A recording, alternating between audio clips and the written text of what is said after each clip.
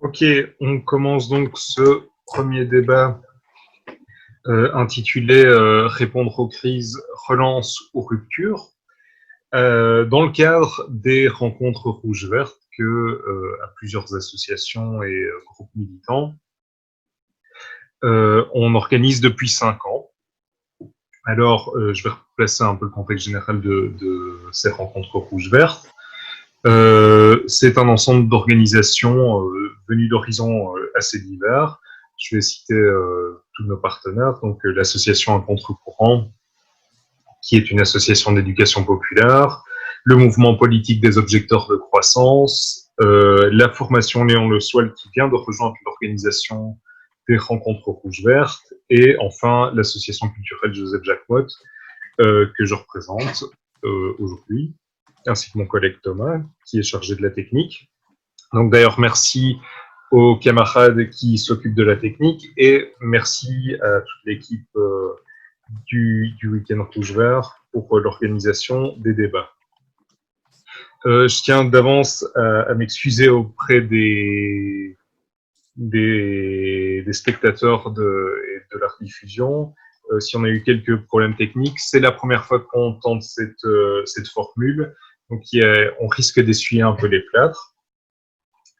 Alors aujourd'hui, ce premier débat va porter, comme je l'ai dit, sur les réponses à apporter à la crise. Est-ce qu'on relance le modèle tel qu'il est? Est-ce qu'on engage des ruptures? Est-ce qu'on a des alternatives à proposer dans le camp politique et social on va dire, des contestateurs? On vit une période un peu particulière. On est un peu rentré dans la zone des tempêtes.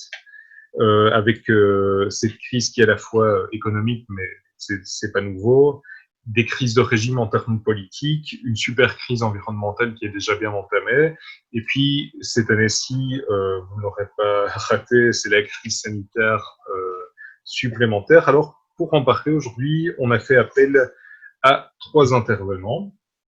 Je vais les citer dans le désordre, donc n'y voyez pas un quelconque ordre de préséance. En l'occurrence, Michael Venturi des Métallos Wallonie-Bruxelles, Gonzalo Donere de Anticapitalistas, donc qui nous rejoint depuis l'État espagnol, et Bruno Borin, qui est chercheur au Gréséa et qui représente aussi la plateforme Front Social. Je vais préciser un peu les modalités du débat. Je vais laisser à chacun des intervenants 10 minutes pour développer un peu la thématique de son point de vue. Si c'est un peu moins, c'est bien aussi. Si c'est un peu plus, ce sera pas trop grave. Et puis, une fois que les 3 intervenants auront abordé chacun leur point de vue, ils auront l'opportunité de réagir ou de relancer un des autres intervenants pour 2 ou 3 minutes, si un point les a fait tiquer, si un point les a fait réagir un peu plus particulièrement.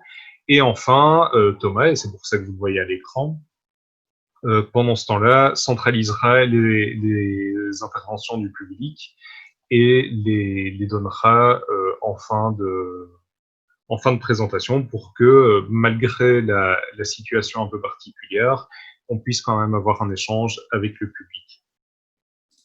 Alors, pour avoir un peu échangé avec nos intervenants, j'ai pensé intéressant de donner la parole d'abord à Michael, qui comptait aussi un peu replacer les choses dans leur contexte de manière plus générale.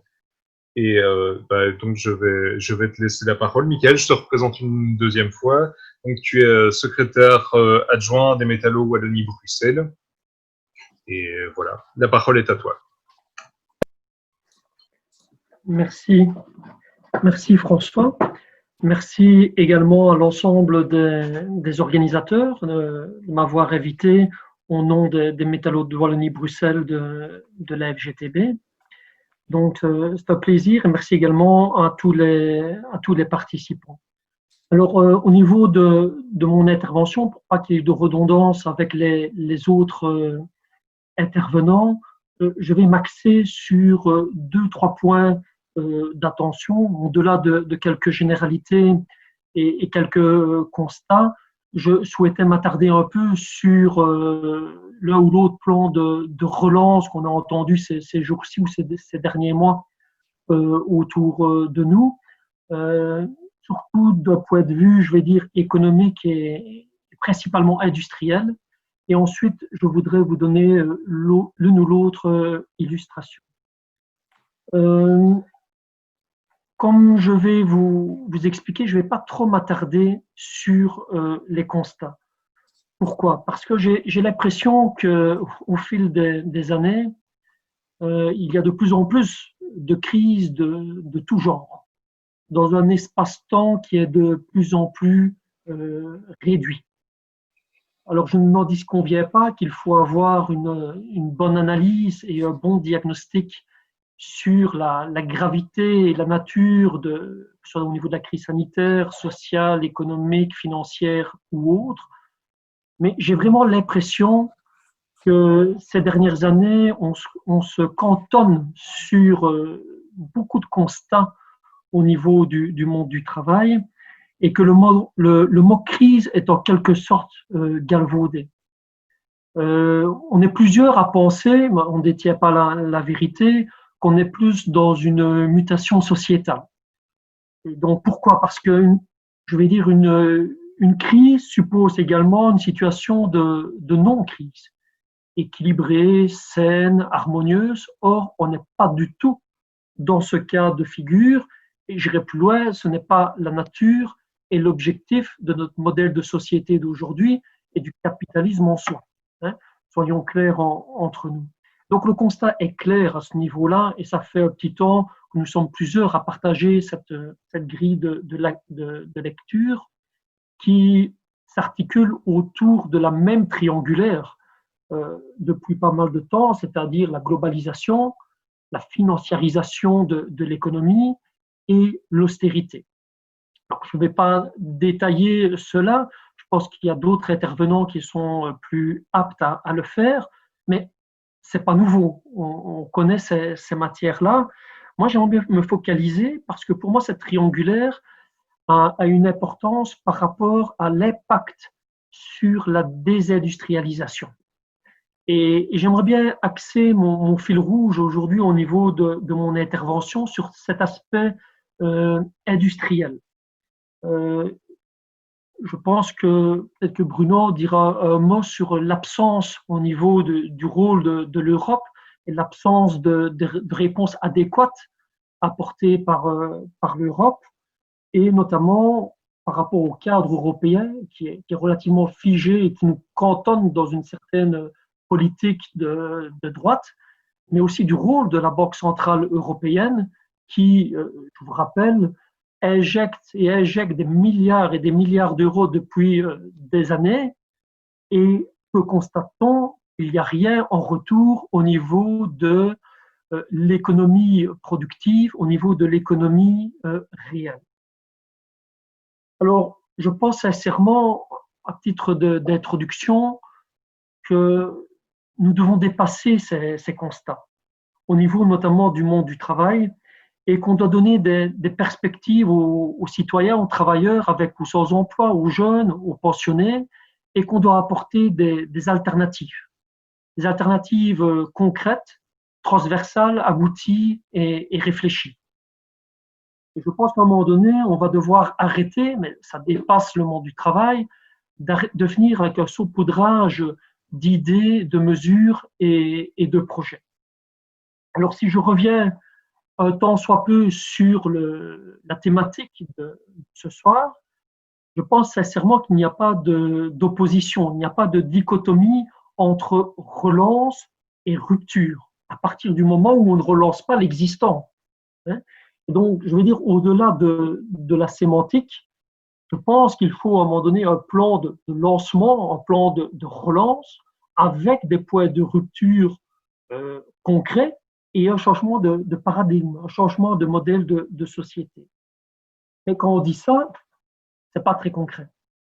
Je pense qu'au niveau, en tout cas, des métallos de Wallonie-Bruxelles, si on se focalise sur l'aspect, en tout cas, économique, sur l'aspect industriel, on est, au travers de nos résolutions, pour une réelle politique de relocalisation et de réorientation du tissu productif avec une réelle impulsion au niveau industriel.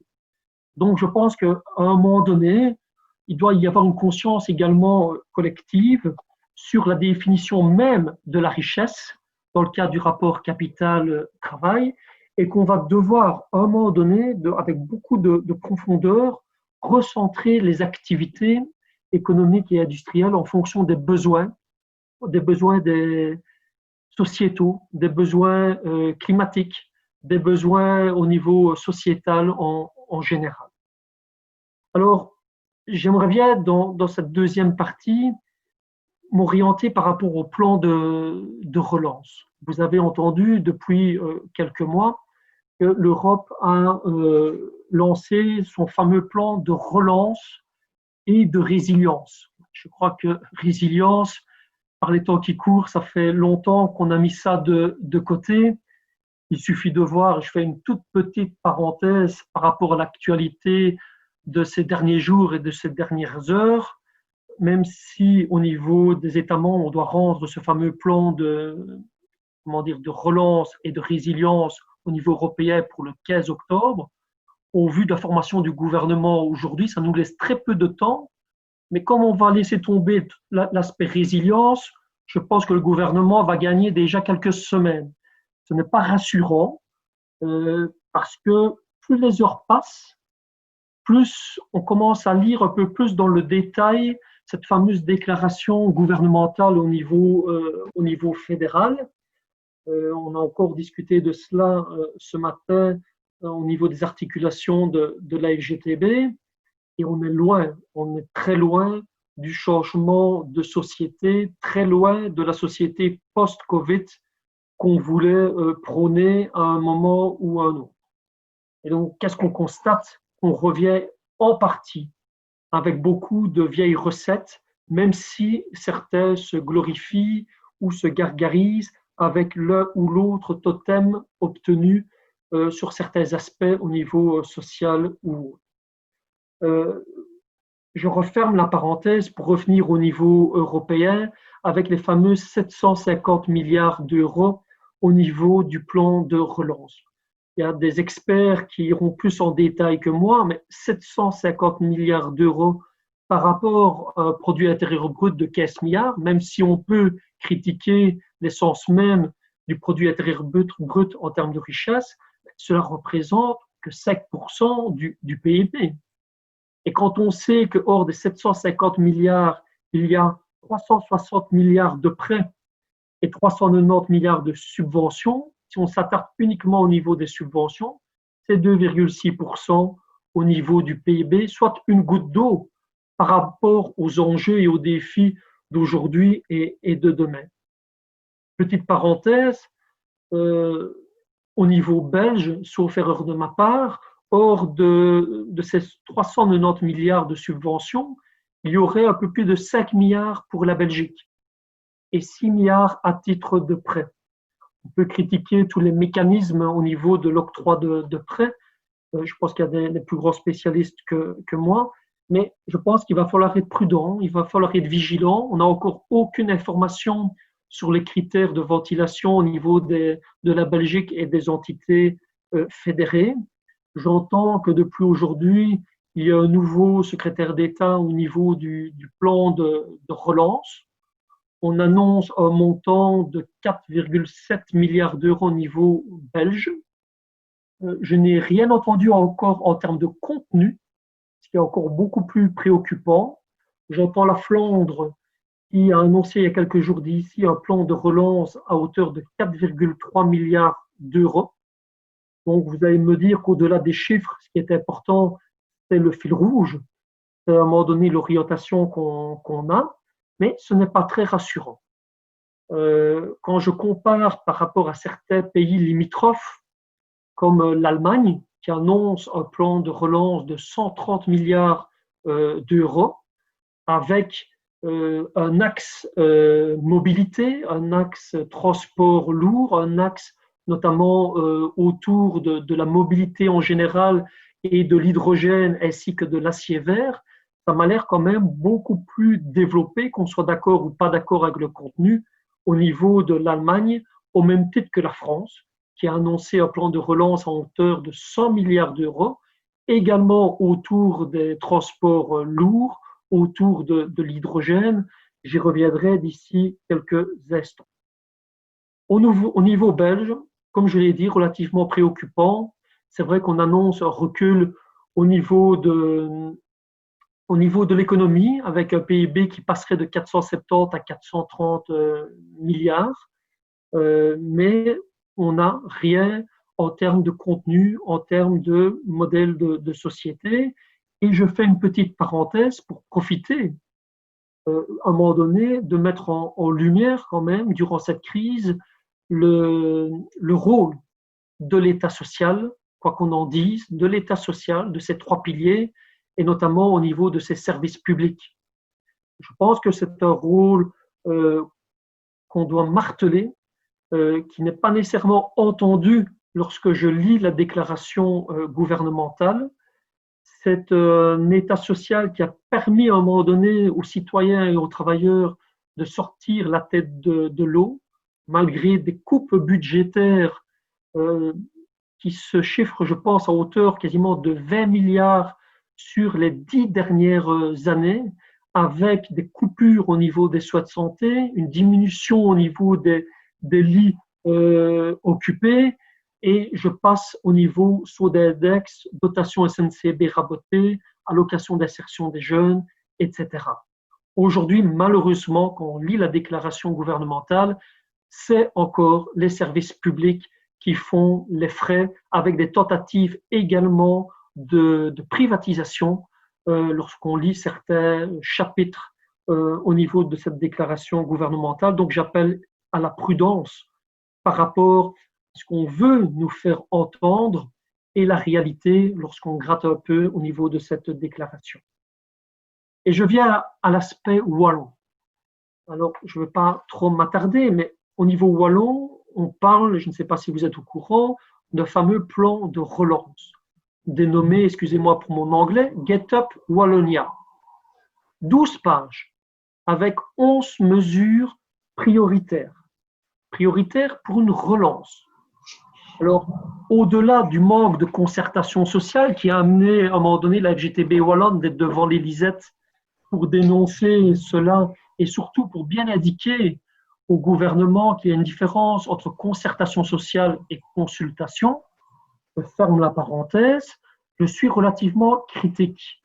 Critique par rapport au contenu de ce plan de relance parce qu'il y a peu de perspectives, il n'y a rien de chiffré, il y a un saupoudrage d'idées et de projets. J'ai vraiment l'impression qu'il y a un lexique à un moment donné avec 200, 300 mots qu'on réutilise à chaque fois lorsqu'il y a lieu de pondre un texte sur une relance quelconque.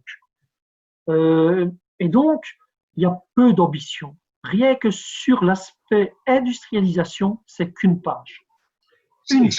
Excuse-moi, Mickaël, je vais devoir te demander de condenser ton intervention, parce que sinon on va être un peu court pour le reste. Je condense. Voilà. Excuse-moi. Tout ça pour dire à un moment donné qu'il y a quand même un aspect qu'on doit dépasser en termes d'identification des secteurs stratégiques. On n'est plus à l'heure de la réflexion. À un moment donné, il ne faut pas noircir le tableau, mais il y a des possibilités de relocalisation de certaines activités. Si à un moment donné, on réoriente l'appareil productif et qu'on se démarque par rapport aux aides au niveau des entreprises. Il y a une place pour une circularité économique, il y a une place pour une transition environnementale et numérique, mais il faut à un moment donné une réflexion sur la cohérence territoriale. Je voulais illustrer cela par rapport à des terrains qui commencent à être disponibles, que ce soit à Liège ou du côté de Charleroi. On pense, je vais terminer par cela, François, si tu le permets, à un moment donné, certains intervenants au niveau du gouvernement ont plus facile pour amener Legoland ou un hippodrome sur des terrains de réhabilitation. Je pense que ça, c'est la facilité. Il faut à un moment donné une réflexion transversale, en amont et en aval. Je prends l'exemple de la filière électrique. En termes de consommation, en termes de production, il y a de la place pour un acier propre au niveau wallon. Il y a une thématique sur l'hydrogène avec l'Allemagne qui se positionne avec 9 milliards d'euros et 2 milliards pour les partenariats internationaux. La France se positionne pour 7 milliards d'euros au niveau de l'hydrogène. Je ne dis pas que c'est vers cela qu'on doit aller. Je dis à un moment donné que ça bouge autour de nous, qu'il y a des opportunités, à nous maintenant de créer ces opportunités.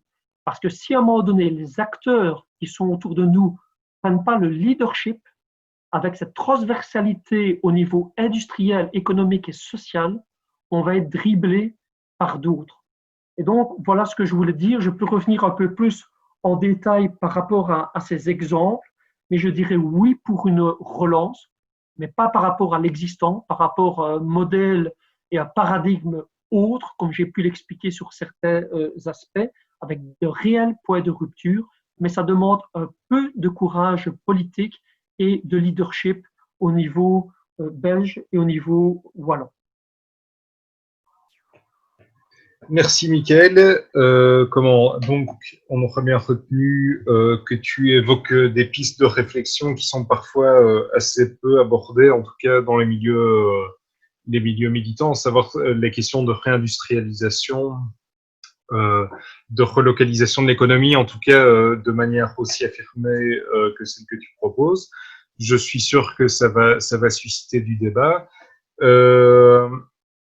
Peut-être que, vu qu'on est un peu lié aussi à l'activité politique en Belgique, si Gonzalo ne m'en tient pas trop rigueur, je vais peut-être passer la parole directement à Bruno Borin, qui va pouvoir rebondir. Ok, merci Gonzalo. Mais tu auras l'intervention la troisième intervention, donc ce sera un peu plus confortable aussi. Je vais donner la parole à Bruno sur la question aussi des... Excusez-moi, j'ai des recommandations techniques de mon collègue. Tu vas pouvoir nous parler de la question de la contestation et du Front social et de l'initiative qui a été lancée il y a quelques semaines de ça. Et je te laisse la parole. Oui, merci. J'ai eu peur que tu me demandes d'intervenir sur l'accord du gouvernement que je n'avais pas encore lu, donc ça m'arrange. Donc juste quelques mots avant sur la question du débat qui est intéressante, relance ou rupture.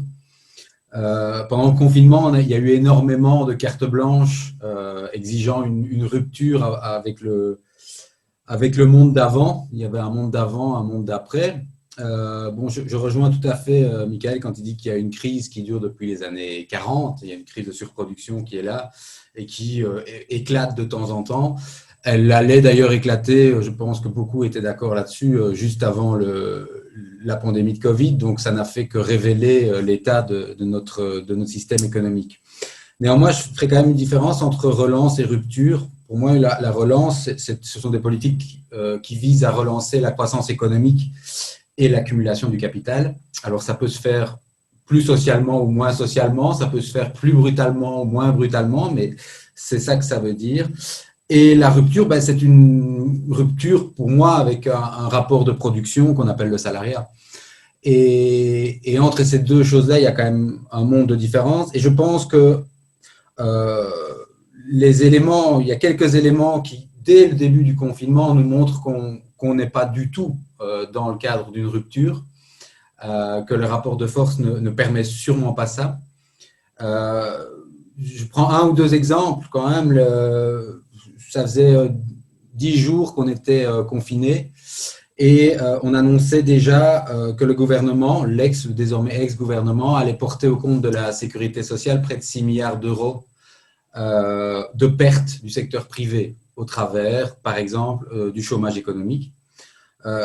C'est une socialisation des pertes dès le début, en fait. Dès le début, on n'a pas laissé en fait la chance à la rupture.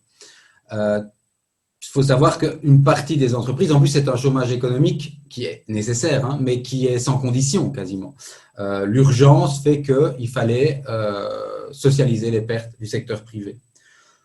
Deuxième élément qui me dit qu'on n'est pas du tout face à une rupture, c'est les restructurations à l'œuvre actuellement dans différents grands systèmes, enfin dans grands secteurs économiques, et le fait qu'on assiste, comme en 2008, à une concentration importante.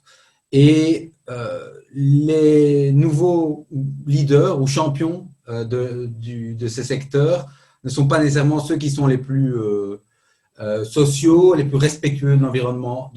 Je prends par exemple le cas d'un secteur que je connais assez bien, qui est le secteur du transport de passagers au niveau aérien.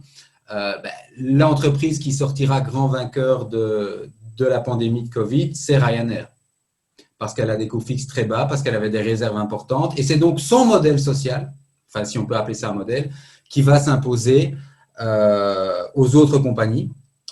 Et on sait aussi toute la catastrophe que représente le transport de courte portée pour les passagers au niveau environnemental.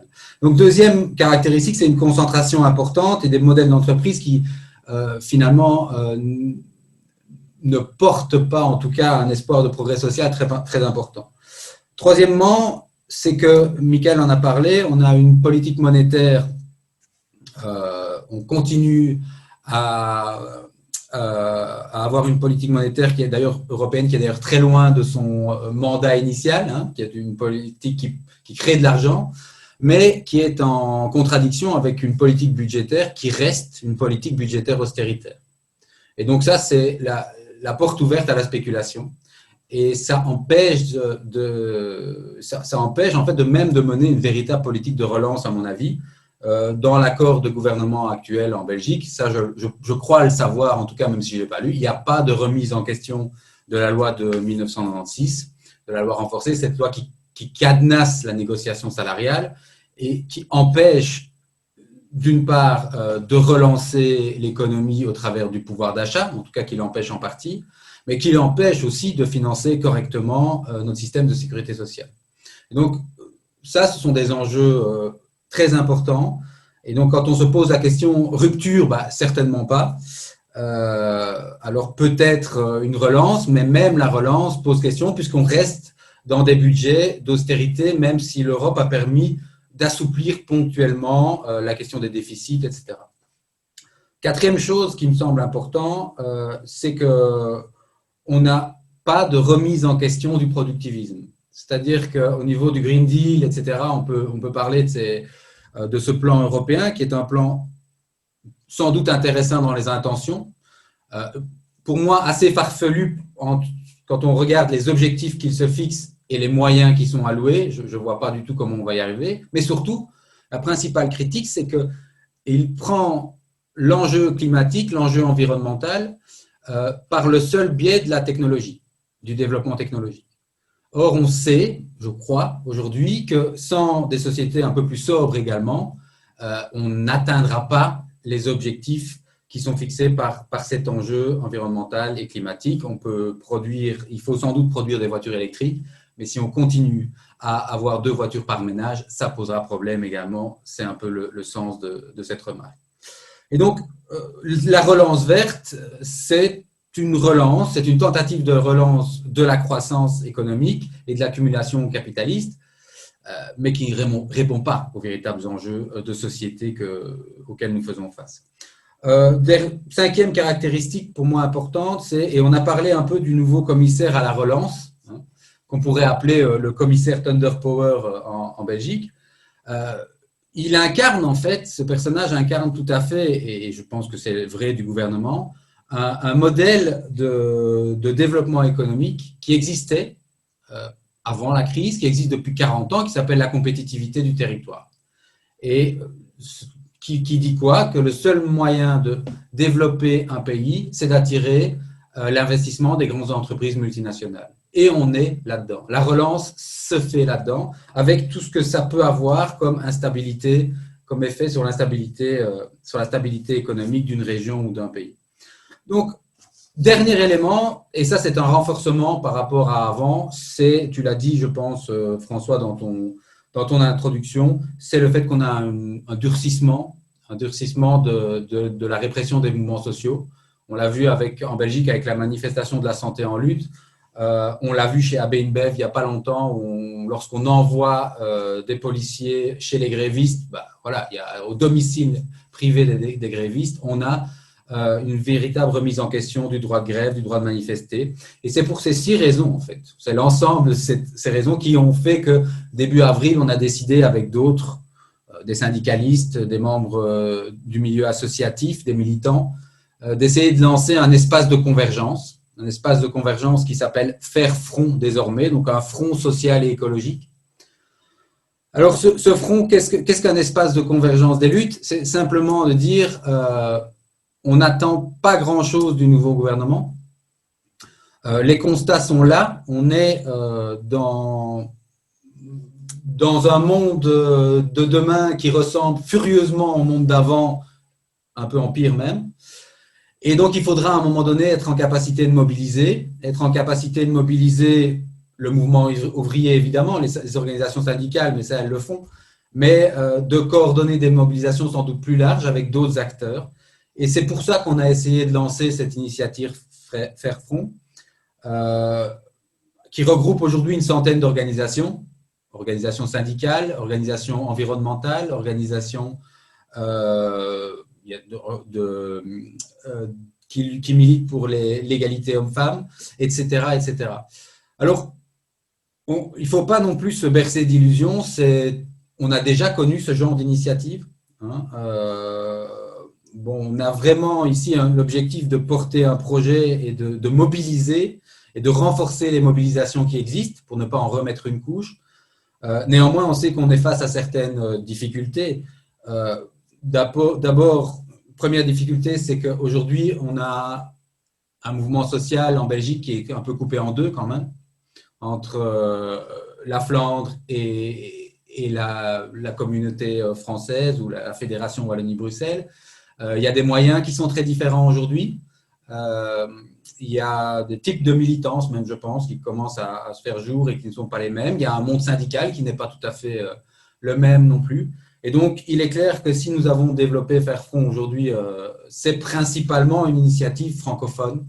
Et c'est un premier problème. Deuxième problème, c'est que mettre autour de la table des acteurs du mouvement ouvrier très institutionnalisés, comme des mutuelles, des syndicats, qui ont leur agenda, et des collectifs militants extrêmement horizontaux, qui ont leur manière aussi de pratiquer la lutte, je ne vous fais pas un dessin, c'est une gageure.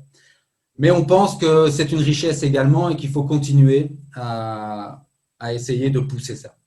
Alors, pour le moment, Faire Front est voilà, on apprend à se connaître, on essaye de construire des choses, on se bat pour au moins faire un peu pression sur le fait que les mobilisations, les prochaines mobilisations, faire pression sur le politique, et notamment à Bruxelles, pour que les prochaines mobilisations ne subissent pas la répression qu'a subi la santé en lutte de manière complètement ridicule. Ensuite, les revendications de cette convergence des luttes, elles sont assez simples pour le moment. C'est d'une part, nous avons, et je pense que cette convergence des luttes ne va pas véritablement vers une rupture, mais plutôt vers une relance également dans ce cadre-là.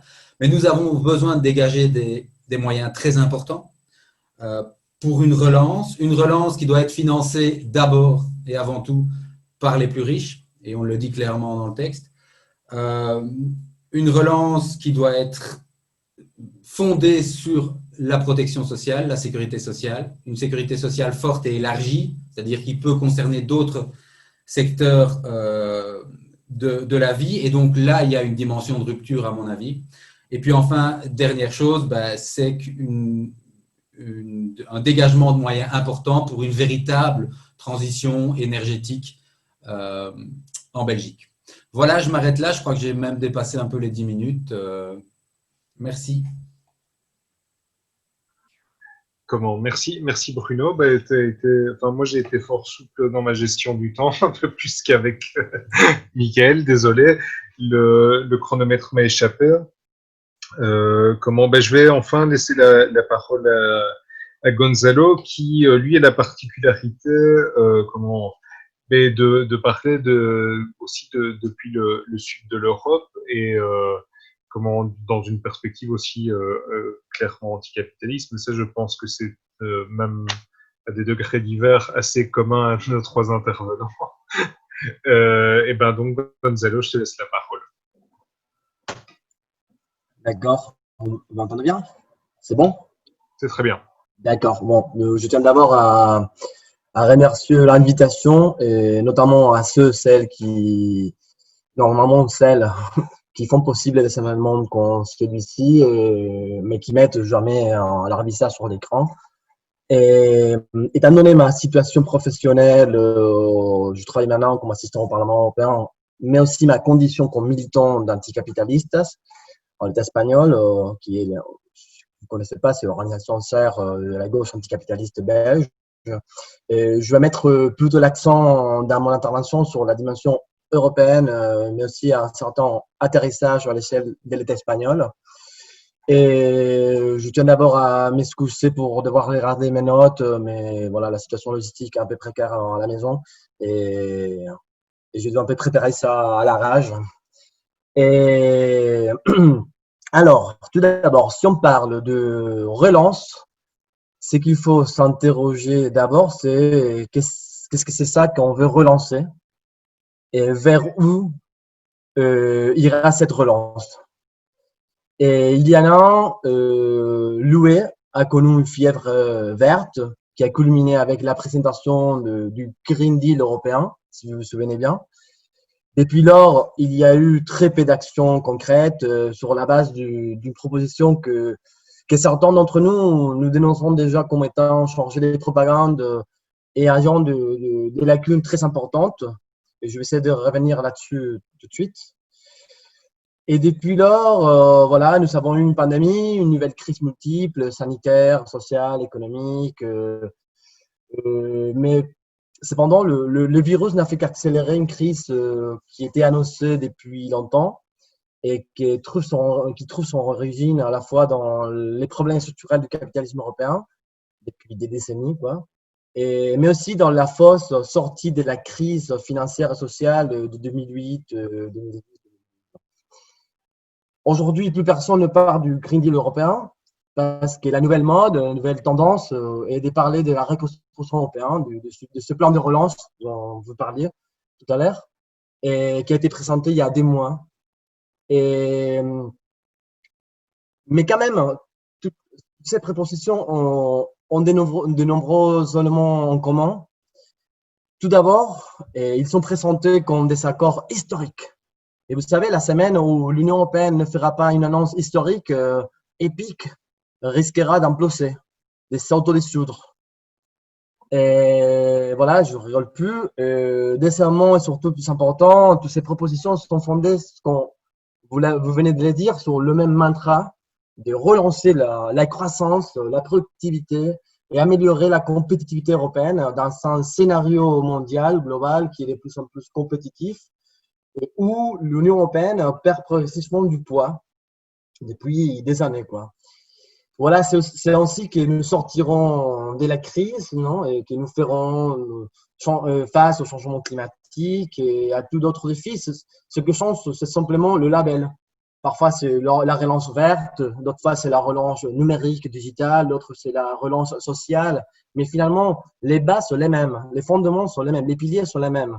On ne change qu'éléments, et pour ça, l'Union européenne, vraiment, elle est top, quoi, pour faire de la bonne propagande.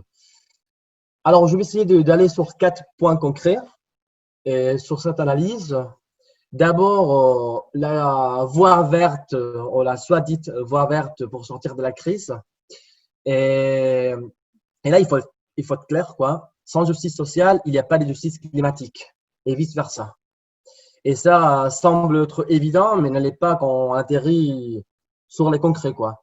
En fait, la lutte pour la justice sociale et pour la justice environnementale, climatique, est finalement fondamentalement une même chose, quoi.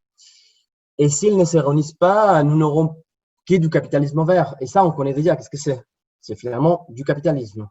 Et ça, c'est une solution stérile, hein, non durable, injuste, et qui ne fonctionnera pas même si nous essayons de nous enfermer dans notre Europe forteresse, quoi. Si vous avez vu, il y a une semaine, il y a un rapport d'Oxfam qui disait que depuis 1995, 1995, les 10% les plus riches de la planète ont été responsables de la moitié des émissions accumulées dans ces 25 dernières années. La moitié. Mais ça n'a fait qu'empirer depuis lors, malgré la soi-disant prise de conscience des défis climatiques. Aujourd'hui, le 1% des super riches polluent 2 fois plus que la moitié la plus pauvre de la planète.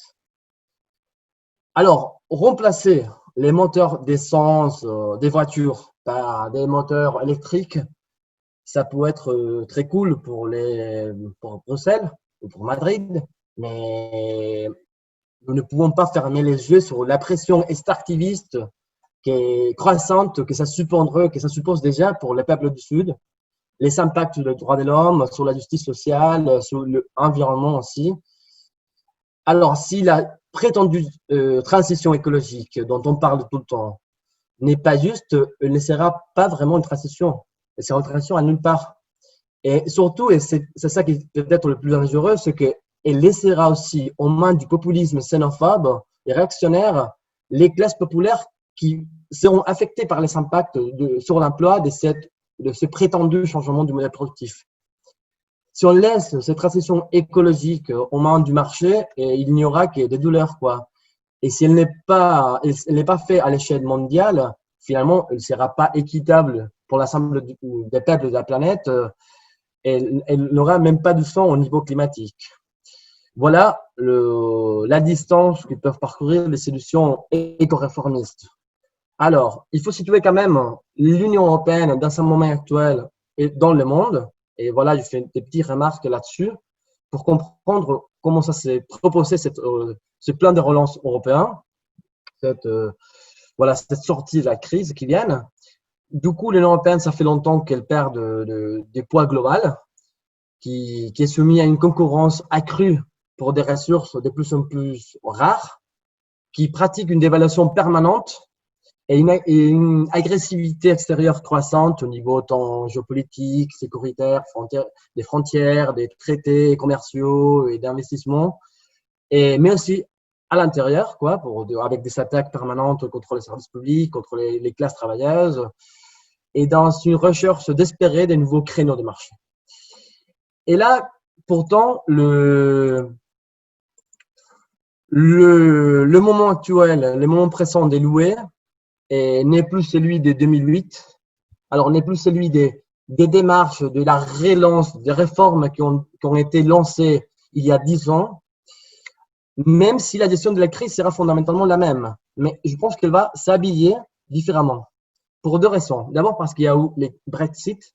Alors, on peut pas trop presser parce qu'il y a des risques. On peut pas trop presser de manière explicite, quoi. Parce qu'il y a des risques de rupture et pas forcément dans une perspective anticapitaliste. Et surtout parce qu'il y a une nouvelle configuration des forces et des projets européens. Et si vous voulez, et là j'irai un peu vite, ces dernières années, l'Union européenne a connu une sorte de long et court tour de sélection présidentielle française. Je veux dire, où il a fallu choisir entre Le Pen ou Macron, entre l'extrême droite ou l'extrême centre néolibéral, entre l'exclusion ou l'austérité. Il n'y avait pas de troisième voie, mais finalement, c'était une piège, quoi. Parce que c'était les 2 faces d'une même pièce et qui s'auto-nourrissent l'une et l'autre. Et aujourd'hui, on n'est plus dans cette phase-là. Ça est une mutation du néolibéralisme européen. Et parce qu'il y a une espèce de syncrétisme qui a donné lieu à un néolibéralisme autoritaire où l'extrême centre néolibéral a assumé une bonne partie de l'agenda xénophobe et réactionnaire de l'extrême droite. Et d'autre part, l'extrême droite n'est plus, dans sa plupart, europhobe, mais héros-réformiste de droite. Parce qu'elle dit, si on peut reformer à notre manière l'Union européenne, à quoi ça sert de s'en sortir? Et là, vraiment, ce sont les élites qui sont maintenant lidérant cette relance européenne, cette sortie de la crise. Il faut bien caractériser qui est derrière ces propositions pour mieux comprendre en quoi ça va se traduire. Alors voilà, juste pour finir, et je pense que même si les tableaux est compliqué et la corrélation de force est désastreuse, parce que c'est bien ça, et on ne peut pas justifier les solutions à la con, quoi, aux réformistes, aux éco-capitalistes, et on ne peut pas faire comme ils ont fait une bonne partie des forces progressistes européennes. Le dernier accord du Conseil, voilà, le plan de relancement, comme étant historique. Et comme a fait, par exemple, je parle du cas espagnol, le gouvernement soi-disant les plus progressistes de l'histoire de la démocratie récente espagnole, conformé par les partis socialistes, par Podemos. Et on voit bien les conséquences pratiques d'accepter d'entrer un gouvernement d'une manière hyper subordonnée avec un parti socialiste qui est, comme la plupart des partis socialistes partout en Europe, et depuis longtemps une force sociale libérale complètement fonctionnaire au capitalisme européen réellement existant. Et voilà, maintenant, on voit qu'on a des gouvernements soi-disant progressistes qui vont devoir assumer et mettre en place les mesures et les coupures et les mesures d'austérité qui vont venir de la part de l'Union européenne à travers ces plans de relance. Parce que d'une part, ces fonds ne représentent que le 1,8% du PIB espagnol, alors qu'il est déjà prévu une chute du PIB de 12% pour 2021 sur des bases d'une économie qui a été tabassée depuis 10 ans, des coupures et des mesures d'austérité. Alors, c'est vraiment une goutte d'eau, quoi. Ça veut rien dire. Et en plus, le problème d'être au bloc dans les forces progressistes du gouvernement, c'est qu'on laisse à la droite et à l'extrême droite le monopole le mal-être social qui va dériver de cette gestion de l'austérité européenne. Alors, au niveau conclusion, je m'excuse parce que ça fait déjà 1 minute que j'aurais dû finir. Il n'y a pas des crises, ni cette crise, ni aucune crise. On ne peut pas s'en sortir avec un impossible capitalisme vert ou un euroréformisme qui n'existe que dans le plan théorique, mais qui dans l'Union européenne réellement existante, qui n'est plus celle des bons discours, des bonnes paroles, et c'est incompatible. Alors, il faut bien sûr une rupture en clé, en préfatif anticapitaliste, éco-socialiste et féministe qui place la vie au centre. Et parce que si vous voulez, ni la crise économique, ni la crise climatique, ni la crise migratoire, ni la crise sanitaire peuvent être attaquées avec le plafond des dépenses de la Commission européenne, avec voilà, qui fonctionne comme un corset d'austérité. Alors, l'Europe ne peut pas faire face aux défis de nos temps avec le corset d'austérité qui s'est auto-imposé. Alors, vraiment, on peut rien relancer là-dedans. Et la question qu'il faut se poser, c'est qui va payer cette relance? Parce que si finalement, on passe à un nouveau moment Sarkozy, vous vous souvenez, en 2008, il a annoncé qu'il fallait refonder le capitalisme. Et finalement, ce qu'on a fait, c'est qu'on a tourné les vies aux classes populaires. Et le capitalisme n'a fait que mettre un peu au fond quoi l'accélérateur. Finalement, on va finir par payer, nous, cette relance de la crise et le new normal risque de ressembler trop dangereusement au vieux normal. Et ça, on le connaît bien déjà. Alors vraiment, il y a très près d'espoir pour une relance qui n'implique pas vraiment une rupture avec les fondements et pas simplement avec les mots et les grands-mères, mais aussi avec les fondements politiques et idéologiques de ce qui a été la construction du projet européen, mais aussi du capitalisme tard européen de ces dernières 20-30 années. Et voilà, je m'excuse parce que je me suis un peu excédé. Merci. Non, pas de souci. Merci beaucoup, Gonzalo. Et pas besoin de s'excuser comment tu as été dans la même fourchette que nos autres camarades. Alors, avant de laisser la place éventuellement aux questions du public ou de mes camarades de l'organisation, est-ce que l'un d'entre vous souhaiterait réagir plus particulièrement à ce que l'un des intervenants a dit? Et dans ce cas-là, ce serait bien de lever la main sur l'écran et de dire à qui comment vous voudriez répondre, ou est-ce qu'il y a un point qui vous faisait réagir un peu plus? Enfin, ne vous sentez pas obligé non plus, ou si vous voulez développer aussi un point de votre argumentaire. Je peux vous octroyer à chacun 3 minutes supplémentaires. Profitez-en.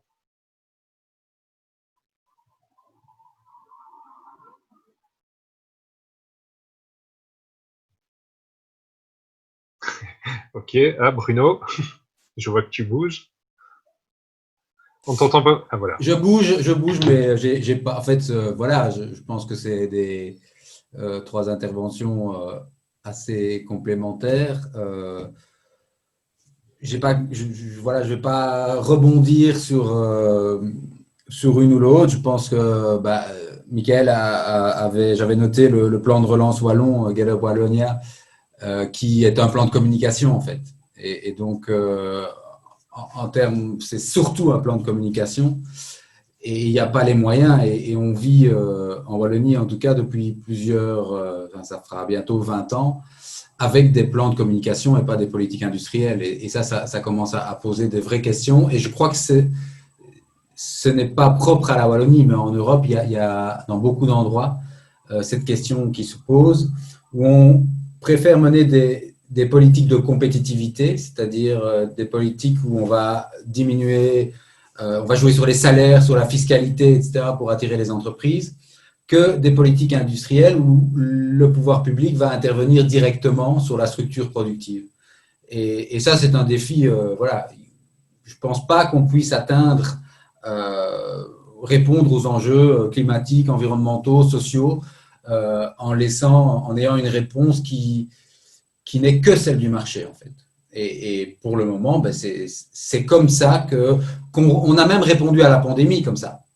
En Belgique, on a confié directement les vaccins aux labos des grandes firmes pharmaceutiques. On ne sait plus répondre que comme ça à toute forme d'enjeux sociétaux. Et tant qu'on ne sort pas de là, on peut avoir beaucoup de débats comme ça, mais on ne peut même pas imaginer la rupture.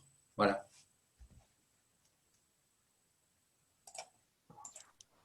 Merci Bruno. Ça, oui, sinon c'est clair qu'en termes de, de plan de communication, ça devient un peu la norme, comme tu dis, depuis pas mal d'années. Une petite réaction par rapport à ça, Michael? Oui, écoute, c'est pas propre. Effectivement, c'est un plan de communication quand on lit ces fameuses 12 pages. Et le plus préoccupant, c'est que ça dépasse aussi ce plan-là parce qu'il y a un avis qui a été demandé au Conseil économique wallon dernièrement sur l'économie circulaire, qui est une déclinaison de ce Get Up Wallonia. Et rebelote, c'est tout à fait la même chose. Donc, moi, à un moment donné, par rapport à mon rôle au niveau syndical, on se doit à un moment donné de secouer le cocotier parce que après ce que les travailleurs avec ou sans emploi ont vécu durant la période Covid, avec un chômage temporaire accru, avec toutes des difficultés en termes de sécurisation par rapport à leur propre santé et par rapport aux outils de production, arrivent les vagues successives en termes de restructuration et autres. Et donc, à un moment donné, je constate aussi, et il faut balayer devant notre porte, qu'à un moment donné, même au niveau du monde du travail, que ce soit au niveau syndical ou autre, on a très peu de perspectives au niveau industriel. Et moi, à un moment donné, je me positionne en alertant tous les acteurs, en disant à un moment donné, il faut, je répète, secouer le cocotier, aller de l'avant et créer des opportunités. Alors, à un moment donné, il faut être dans le concret, il faut être dans le pragmatisme, tenant compte de toutes les remarques que les intervenants ont dit. Je partage à 100%, mais concrètement, qu'est-ce qu'on fait aujourd'hui pour créer de l'activité, de la bonne activité en fonction de nos valeurs, en fonction de notre idéologie, pour que demain, les travailleurs aient de l'emploi et que les travailleurs sans emploi aient des perspectives en termes d'emploi. Et c'est ça ma préoccupation. Ok, alors je vais je reçois une question sur le chat. C'est en destination de Michael. Est-ce que on peut réindustrialiser la Wallonie et Bruxelles sans mener une politique protectionniste? Alors, la remarque va un peu plus loin. Politique protectionniste, peut-être pas dans le sens xénophobe que Gonzalo évoqué tout à l'heure, mais dans une perspective éco-socialiste, à savoir un protectionnisme solidaire et écologique, si une telle chose existe. Et donc, est-ce que, de ton point de vue, Michael, c'est une possibilité? Est-ce que c'est vraiment envisageable de réindustrialiser la Wallonie et Bruxelles? Et j'ai une autre question qui arrive ensuite. Je te laisse répondre, Michael. Tout dépend de ce qu'on entend par protectionnisme. Si c'est le repli sur soi, je dirais que ce n'est pas trop mon orientation. Moi, je pense qu'il y a moyen de réindustrialiser la Wallonie avec l'un ou l'autre projet porteur, avec une certaine solidarité, ou en tout cas une certaine cohérence industrielle et territoriale, en tout cas avec certains pays limitrophes. J'ai assisté tout à l'heure à une réunion chez Industriol, hein, qui est la fédération européenne au niveau de l'industrie, au niveau syndical. Je sais bien que concrètement, on est loin de ça. On est loin de cela. Parce que entre la position de l'Allemagne sur l'hydrogène, la position de l'Espagne ou la position de la Norvège, on en est loin en termes de cohérence industrielle. Mais il faut bien un début. Et donc moi, sans être idéaliste, je pense qu'il y a eu des projets porteurs en Europe sur des thématiques importantes dans le passé. Je pense qu'il y aurait lieu peut-être de créer l'une ou l'autre opportunité avec une certaine solidarité européenne, mais au niveau industriel, sans pour autant avoir un certain protectionnisme. Mais je parle au niveau européen, hein, je ne parle pas en dehors des frontières européennes aujourd'hui. Ok, merci Mickaël. J'espère que ça répond au moins dans les grandes lignes à la question du membre du public. Alors, j'ai une question ici qui s'adresse à Gonzalo. Alors, c'est par rapport spécifiquement au gouvernement du PSE, Podemos, Unidas Podemos. Et donc, on demandait le contenu concret de la politique menée par ce gouvernement, avec lequel tu étais assez dur, et aussi quelles sont, si elles existent, les résistances, et on suppose qu'elles existent, les résistances dans l'État espagnol, que ce soit au niveau des mouvements sociaux, des mouvements syndicaux et autres. Est-ce que tu peux développer un peu ce point-là? D'accord, je vais essayer. C'est compliqué parce qu'il y a plein de choses. Je ne vais pas entrer dans des détails hyper concrets et trop conjoncturels. Mais comme je le disais avant, le grand problème n'est pas forcément, et a priori, mais aussi de faire partie d'un gouvernement avec des forces soi-disant réformistes en termes classiques. Le problème, c'est de le faire sur des termes tellement subordonnés. Le problème d'Unidas Podemos, c'est qu'elle a lapidé la plupart des espoirs qui étaient déposés sur cette force nouvelle, transformatrice, machin.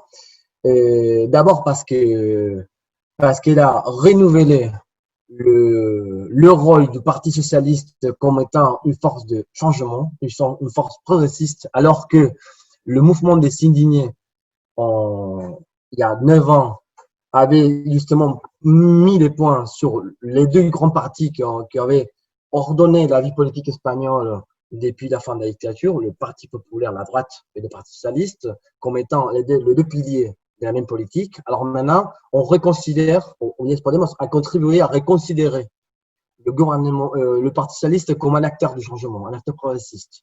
Ça, c'est un problème parce que ça rompt cette expérience des ruptures avec le régime, ce qu'on appelle le régime du 78, c'est-à-dire le régime créé après la dictature, où le Parti socialiste était le grand parti État et qui a mené les grandes réformes de désindustrialisation, de privatisation, de libéralisation de l'économie, et bien sûr accompagné par la droite quand ils sont gouvernés. Mais la plupart des années, ce sont des gouvernements socialistes. Et la deuxième partie, c'est qu'en faisant partie de ce gouvernement, et finalement, on a très peu à faire, mais trop à manger, si vous voulez, à avaler.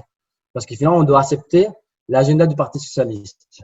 Et là, il y a pas mal d'exemples des bonnes annonces faites par ce gouvernement qui ont été annoncées comme les politiques sociales les plus progressistes de l'histoire récente espagnole, alors qu'ils ont été de la très bonne pub. Ils ont fait la très bonne pub, mais que finalement, une fois qu'on a demandé, voilà, qu'est-ce que ça donne sur les concrets, et rien ne s'est passé. Il y a une sorte de revenu universel qui est annoncé, qui venait justement à être une sorte de défense contre cette crise sanitaire, sociale, économique, et qui a été annoncé comme que ça allait aider 20% de la population, et pourtant, quand on a essayé de traduire ça sur des politiques concrètes, et maintenant, ça touche personne parce que c'est trop compliqué, parce qu'il y a trop de trucs à faire, machin et tout. Alors, il y a un problème parce qu'on fait de la très bonne communication politique, mais de très mauvaise ou directement de très peu politique publique. Et là, vraiment, c'est un problème parce que c'est simplement qu'on dit on n'arrive pas vraiment à faire les changements qu'on avait dit, mais c'est qu'on n'est pas capable, même techniquement, de le faire. Et voilà, finalement, on a accepté, par exemple, je reviens sur le point antérieur, on a accepté le plan de l'Union européenne, le plan de relancement de l'économie européenne, comme étant la preuve de la possibilité de réformer cette Union européenne, qui maintenant est beaucoup mieux parce qu'on a des gouvernements progressistes dans des pays comme l'Espagne. Alors qu'on soit bien, on sait bien que ce n'est pas simplement des petites gouttes d'eau, comme on vient de le dire, mais aussi que tous ces fonds européens vont venir changer des conditionnalités énormes qui vont impliquer des nouvelles réformes macroéconomiques et sur le plan du travail, des services publics, des retraites et tout, qui ont déjà été annoncés. Alors, face à ça, nous, en tant qu'anticapitalistes, parce qu'on a fait partie du lancement de Podemos il y a 5 ans, on a décidé de quitter Podemos il y a quelques mois parce qu'on avait voilà, des grandes différences stratégiques, mais notamment celle-là de faire partie de la décision d'entrer dans un gouvernement avec des partis socialistes.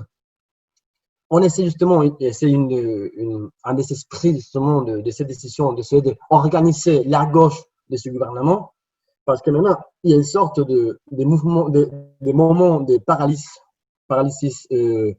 au niveau politique et social en l'État espagnol, notamment lié d'abord à la pandémie et au confinement, mais aussi au fait qu'on a peur que si on critique trop ce gouvernement, c'est la droite et l'extrême droite qui en face. Et pourtant, il y a des choses qui se passent. Au niveau sanitaire, surtout, il y a déjà des greffes, des médecins, des infirmiers, du personnel médecin. Et bien sûr, au niveau des locataires, des gens qui ont plus les moyens pour payer leur location, quoi. Et pas mal de trucs. Alors là, vraiment, je pense qu'on ne peut pas s'attendre de critiques et de mouvements classiques et organisés, mais plutôt des explosions des rages qui peuvent venir du sud de l'Europe et qu'on espère qu'ils ne prennent pas la forme des expressions xénophobes et réactionnaires qu'on a vues dans d'autres pays de l'Europe. Et là, je vais finir avec ça, un commentaire plus personnel, si vous permettez. Et mon problème, mon inquiétude, c'est comment on organise justement cette critique face à cette relance, soit dire relance néo-capitaliste, du point de vue militant. Je vais dire, comment on fait pour s'organiser dans les cadres d'une pandémie, d'un confinement, et pour organiser justement cette réponse qui commence dans des pays comme l'Espagne à croître. Je ne dis pas simplement qu'il y a des difficultés logistiques, étant donné voilà, qu'il y a des interdictions de rassemblement et d'autres, mais je parle notamment du fait que le confinement renforce les bases anthropologiques, si vous voulez, du néolibéralisme. L'individualisme, l'isolement, l'égoïsme, la perte aux autres, mais aussi la marre des politiciens, le besoin, sentir que la besoin de bons technocrates, des chevaliers noirs qui mettent l'ordre dans ce chaos et qui s'y laissent un peu des négociations comme on avoue un peu dans la Belgique, on passe des mois et des années sans gouvernement, mais aussi l'État espagnol, on promet des trucs, mais finalement on ne le fait pas. Et là, vraiment, le risque de voir apparaître des chevaliers noirs, je reprends cette métaphore du film des Batman, excuse-moi, voilà, mais des gens qui viennent sauver l'économie parce que finalement les politiciens n'arrivent plus et ils ne font que discuter. Là, parmi les classes populaires, c'est peut-être le nouveau populisme réactionnaire qui est en train de naître. Et ça, vraiment, je pense que depuis la gauche, on ne fait pas trop attention, on devrait mettre l'accent là-dessus. Je laisse ça juste comme idée. Ok. Ben, merci beaucoup, c'est très intéressant. Et en plus, quand tu évoques la question aussi un peu du renforcement anthropologique des mécanismes du néolibéralisme suite au confinement, ça anticipe un peu sur une série d'autres questionnements qu'on va avoir dans la suite du programme de ces rencontres rouges-vertes un peu alternatives parce qu'elles se font essentiellement aussi par le moyen de la vidéoconférence. En tout cas, merci. Voilà, et ce qui renforce aussi un peu le point que tu viens d'évoquer. Donc, c'est assez paradoxal. En tout cas, merci de donner ton point de vue sur ce qui se passe en Espagne. Je suis sûr que comment d'autres camarades pourront réagir aussi à ça. Alors, j'ai des questions pour Bruno, en l'occurrence. Notamment par rapport aux réactions face au programme de gouvernement de la Vivaldi, hein, comme c'est rentré dans le langage courant maintenant. Alors, tout d'abord, est-ce que il n'y a pas un risque que les organisations syndicales soient un peu timides dans leur réaction? Est-ce qu'il ne serait pas temps, et alors bon, la question vaut aussi, à mon avis, pour Mickaël, est-ce qu'il ne serait pas temps que les organisations syndicales tiennent un peu des congrès extraordinaires? Et une autre question qui va dans le même sens, donc à savoir en réaction au programme de gouvernement, c'est qu'il y a une série de refinancements. Alors la question précise que voilà, ces refinancements sont assez insuffisants de certains services publics fédéraux. Mais est-ce que c'est pas une opportunité aussi pour faire pression, justement pour que ces entreprises publiques, en tout cas essentiellement publiques, alors il y a quelques exemples, Bipost, Proximus, pour s'en servir comme point d'appui pour un autre type de relance, parce que ça a été globalement un peu le fil rouge de ce débat. Est-ce que tu peux vous pouvez réagir tous un peu. La question, voilà, s'adressait d'abord à Bruno, et puis bon, je pense que Mickaël pourrait dire aussi quelque chose. Comme là, on est vraiment dans le cadre belge, mais Gonzalo, si tu as quelque chose à dire aussi sur ça, tu n'hésites pas.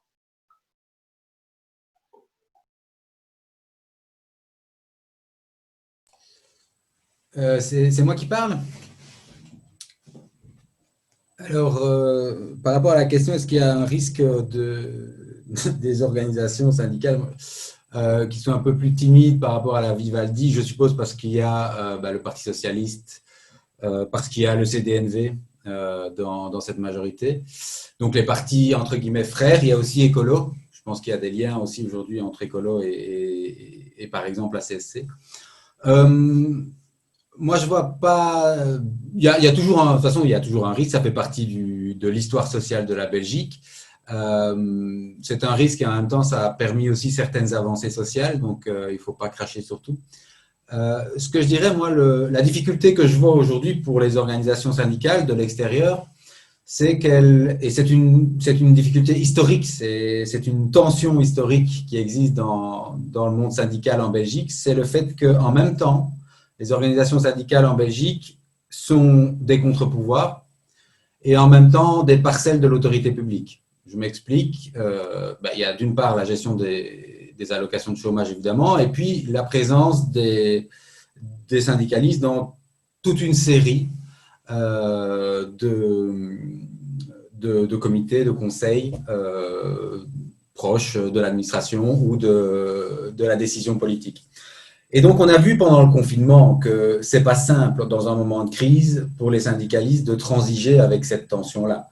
Parce qu'il faut, le conflit à la STIB, par exemple, est révélateur, a été extrêmement révélateur de cette tension, à mon sens, où d'un côté, les syndicats ont un rôle à jouer. Ils ont eu un rôle à jouer dans le versement des allocations de chômage économique. Et donc, ça veut dire, imaginez-vous, de 300 000 à 1 milliard de 300 000 à 1 million de chômeurs en plus en 2 semaines, avec des organismes de paiement qui venaient d'être structurés dans certains cas. Ça demande des forces importantes. Et donc, ça veut dire qu'on joue ce rôle de service à la population qui est attendu. Mais on a peut-être moins de force pour jouer ce rôle de contre-pouvoir. Et donc, je crois que dans les prochaines semaines, dans les prochains mois, avec une crise économique qui va frapper fort, c'est évident, des restructurations importantes, des procédures Renault. On sait que la procédure Renault, là, le syndicat est souvent amené à jouer son rôle de service, d'institution et parfois plus difficilement son rôle de contre-pouvoir. Et donc, va être amené à transiger avec ça. Et donc, je dirais que ce n'est pas nécessairement le lien avec les partis politiques, parce que je pense que ce lien se distend quand même progressivement, que la base syndicale je vais dire, vote de manière différenciée aujourd'hui. Mais par contre, il va falloir, je peux me tromper et Michael me corrigera, mais je pense qu'une des difficultés que va rencontrer le monde syndical, c'est de pouvoir trouver le savant mélange entre cette obligation de service à la population, de négociation collective et cette contrainte de mobilisation qui, quand ce savant mélange est trouvé et cette tension est résolue, souvent en Belgique, on a eu des avancées sociales. Quand cette contradiction, par contre, est compliquée à résoudre, eh bien, le syndicalisme peut en Belgique être paralysé. Donc ça, c'est une chose. Et je réponds rapidement à la deuxième question sur, en tout cas, la Poste, Proximus, etc. Déjà, en faire des entreprises privées, c'est délicat parce que c'est des entreprises publiques autonomes avec quand même, d'une part, une large part de l'actionnariat qui est privé et un management qui est un mode de gestion qui est véritablement la Poste, par exemple, très clairement, et Proximus également, sur les normes du secteur privé. Est-ce que c'est un point d'appui pour un autre type de relance? Peut-être, oui, je ne dis pas le contraire. Maintenant, si c'est pour faire de Proximus le levier de la 5G, j'ai un peu du mal évidemment à rejoindre cette possibilité-là, mais il est clair que l'investissement public peut être une autre source de développement et un autre levier de relance. Je pense aussi clairement qu'il ne faut pas tout attendre de l'État et que par nos salaires, et c'est là que pour moi la loi de 96 est un enjeu crucial, par le déblocage des salaires, par la socialisation salariale, on peut faire des choses et on l'a montré historiquement.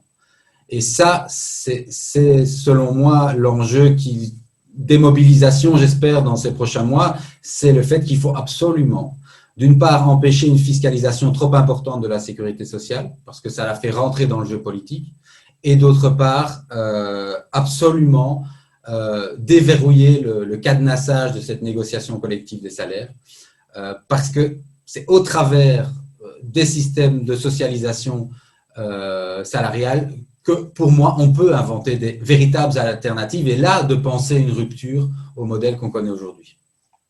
Voilà. Merci Bruno. Mickaël, sur ces aspects syndicaux, tu peux peut-être dire un mot? Oui, brièvement, hein, parce que je suis relativement d'accord avec Bruno. Moi, je peux apporter peut-être la réalité que je vis au quotidien au travers de l'une ou l'autre instance ou l'une ou l'autre rencontre sur le terrain. C'est compliqué. C'est vrai que c'est compliqué, mais c'est à la fois facile également. Je vais dire que ça peut prêter à sourire, mais l'indépendance syndicale, on y tient. Euh, Peut-être que certains prêteront, comme j'ai dit, un petit sourire par rapport à cela, mais c'est la réalité.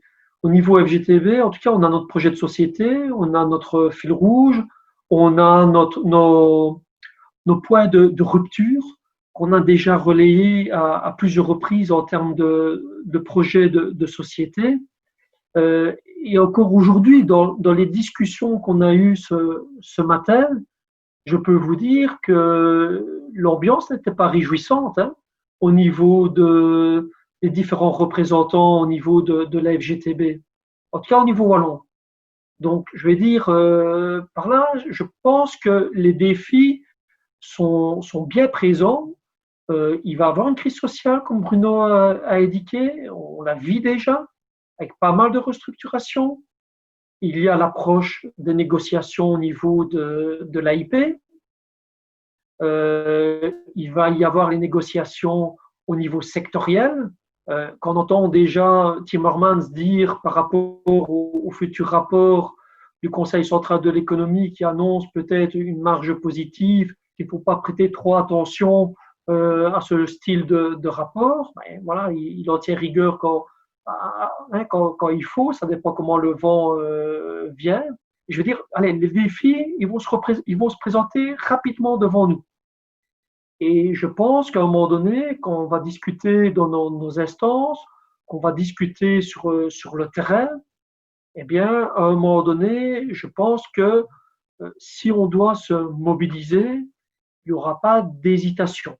Alors, c'est vrai que la FGTB, en tout cas au niveau fédéral, n'est pas toujours homogène en termes de grille de lecture et en termes de réaction. Mais voilà, je suis confiant, on verra comment les choses vont se présenter, mais je peux vous dire qu'en tout cas qu'aujourd'hui, l'heure n'était pas à la bonne humeur, à la lecture de la déclaration gouvernementale, au-delà du casting et d'apparition de vieux fantômes. Voilà. Merci, Mickaël. Alors, ici, je n'ai plus de questions dans le chat. Donc, comme on a eu l'occasion d'échanger pas mal déjà et d'avoir pas mal de contenu, je propose qu'on s'arrête ici. Je vais déjà annoncer la prochaine activité qui aura lieu le 22 octobre, comme mon collègue Thomas me le signale, et donc qui aura, cette fois-là, qui portera, excusez-moi, sur les luttes dans le secteur de la santé, mais aussi dans le secteur de la culture et les difficultés que ces secteurs rencontrent actuellement, bon, pour des raisons assez évidentes, avec des acteurs et aussi des actrices de terrain. Je voulais quand même aussi souligner que aujourd'hui, on était dans un panel exclusivement masculin.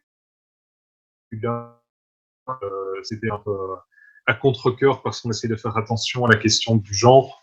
Pas à contre-cœur pour la qualité des intervenants, évidemment, mais pour l'image qui est donnée, on veut pas rentrer dans ce genre d'image et dans ce genre de contenu, mais c'est exceptionnel et les autres activités seront beaucoup plus équilibrées. Je pense qu'il y en aura même une qui sera exclusivement avec un panel féminin, donc l'équilibre devrait être établi. Mais en tout cas, on est conscient de cet aspect-là. Je voulais encore vous remercier tous les trois pour vos interventions. Je sais bien que le support et le moyen utilisé et pas le plus convivial, le plus évident, mais en tout cas, voilà, on aura beaucoup appris grâce à vous. Et je remercie aussi le public d'être resté jusqu'au bout, et bien évidemment mes camarades à la technique. Vous pourrez retrouver cet enregistrement sur les différentes plateformes donc, de la CJJ, de À Contre-Courant, de la formation Léon Le Soil et je suppose du mouvement politique des objecteurs de croissance. Et je vais demander aux intervenants de rester en ligne encore 30 secondes pour être sûr qu'il n'y ait pas de problème avec le décalage. Voilà. Merci beaucoup.